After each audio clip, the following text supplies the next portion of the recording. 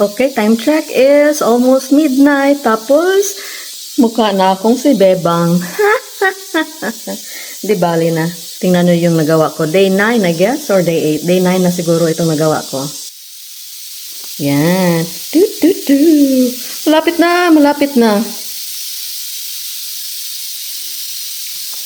It's getting there.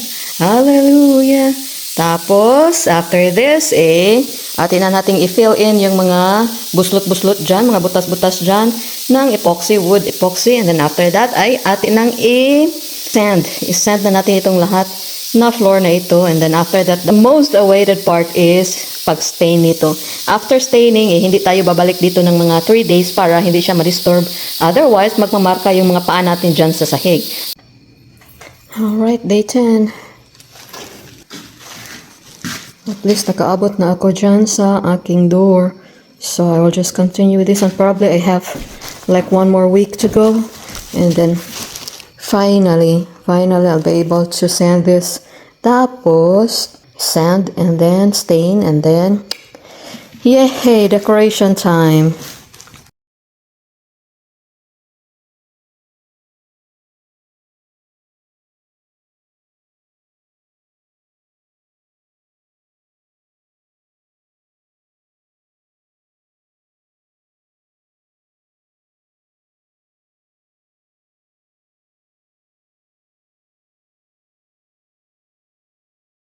Guys, kawawa yung asawa ko. Na-slide siya doon, no? Yung na-slidean ko noon. Diyan din siya na-slide kasi bakilid yan, bangin yan. Ay, can't wait to install our driveway kasi very dangerous to slid in there. At ngayon, ay ito na naman tayo. I'm going to make some steps here. Oh my gosh, ang bigat. Whew.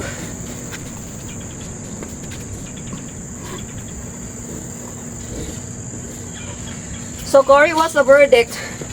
Grass or stone? What's the verdict here? Grass or stone?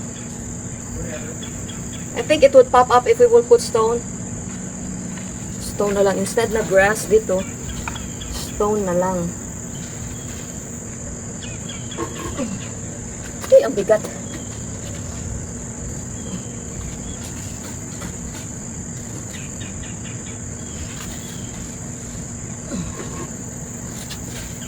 Parang stone na lang dito. Yeah.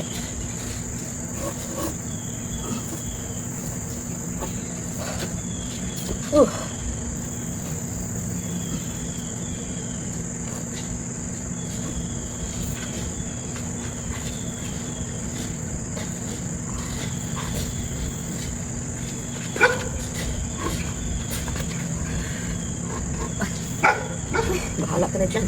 Yan, tapos lalagyan ko lang ng stone, white stones in between.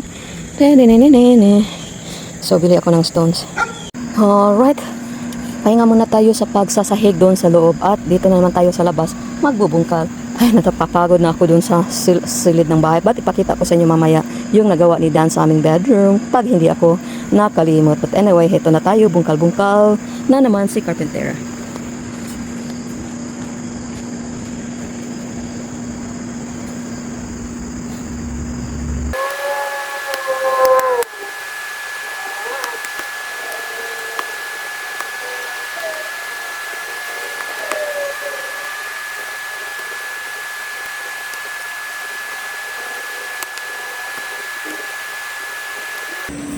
Okay.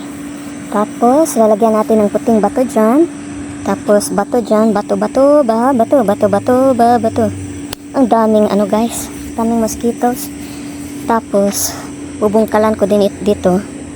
I'm digging a tiny trench there. Because para pag uulan, yung tubig. Tingnan nyo yung tubig, oh.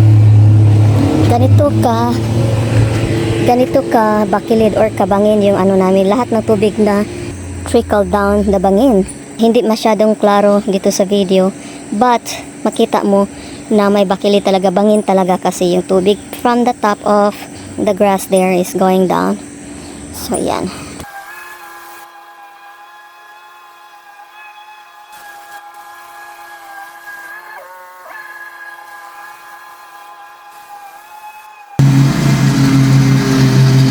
Sorry guys, may nagmow May nag-move sa kabila kaya maingay. Guys, nakakatuwa itong mga roses ko kasi different colors yung isang petals, guys. Parang hybrid siya. Tingnan nyo ito.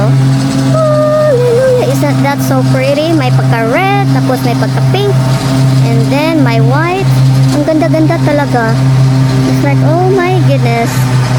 Ito yung napala ko sa pagbibili ng mga ukay-ukay. Yan, oh.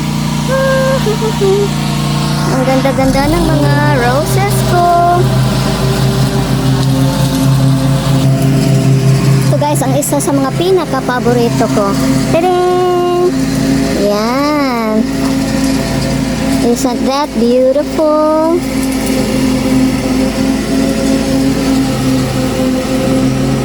I-switch natin yung lights para makita ang maigi. Yan. Tadang! Ang ganda talaga nila.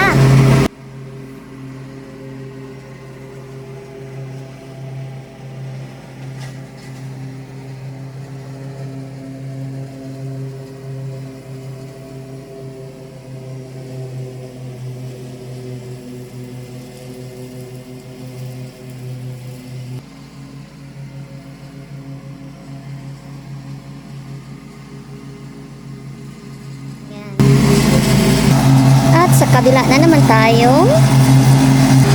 Yan, paubos na yung flowers ni Fuchsia. Kailangan pala talaga siyang putulin. Pero itong si Pinky, Pinky 1 and Pinky 2, gumagana pa din. And Pinky 2 is really blooming like crazy. Yan, no? Para siyang peony, or I don't know, peony. Yan. Ganda, di ba? Nakakawala ng stress.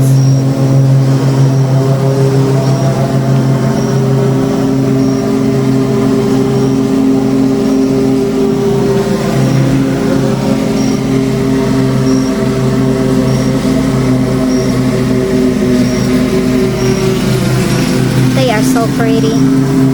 Thank you, Lord. Alright, hindi tayo masyadong maka-video doon sa labas kasi napakaingay. At wala talaga akong nagagawa except for this morning just to fasten, dito sa aming hardwood floor. Other than that, wala talaga akong nagawa today. Concentrate ko muna sa gardening. Tapos ipakita ko sa inyo ang aming sahig sa mga bedrooms or sa master bed at saka sa office ni Cory. Yan, oh. Nak-nak, wala pang tukador. Tukador ba yung tawag dyan? Hallelujah. Tadang! Yan, may carpet na kami. May carpet na kami. Kailangan na lang ng, ano bang kulang dito sa room na ito? Okay, door framing. Yan. Tapos, kailangan ng baseboards. Tapos, kailangan ng mga outlets covers. Tapos, i-install itong barn door namin. Oh, kailangan pala ng dito, framing sa aming closet. Tapos, same as useless. Yung ating bathroom ay nagkaguliyang pa. So, anyway, that's the master bedroom floor. Tapos, punta naman tayo sa other bedrooms / office ni Cory. Ay, ang dami naming remnant na Okay. So, tingnan natin kung anong mangyari dito. Tadang! Yan po, yung aming lights na hindi pa talaga natapos ma-install yung mga globes. But anyway, this is the second bedroom at gagawin namin itong office ni Cory kasi maliit siya. Pero classified pa din siya na bedroom. Kasi yung code dito sa Amerika is dapat yung pinakamaliit na bedroom is 7 by 10. Yan. Tapos kailangan may windows. Tapos, just in case of emergency, jump ka lang dyan. Tapos kailangan may closet. So yan.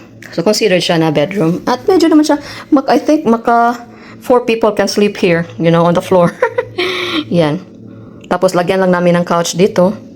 And then, or futon, para i-open lang namin ay magiging bed na siya. So, yan lang po for today. And let's see what's going to happen next. Ito na. Oh, chubidu-bidu, bidu-bidu. So, parang hindi tama itong bato na bilhin niya. So, kailangan palitan. At tingnan niyo man yung mga roses ko. Hallelujah. Ding-ding-ding-ding.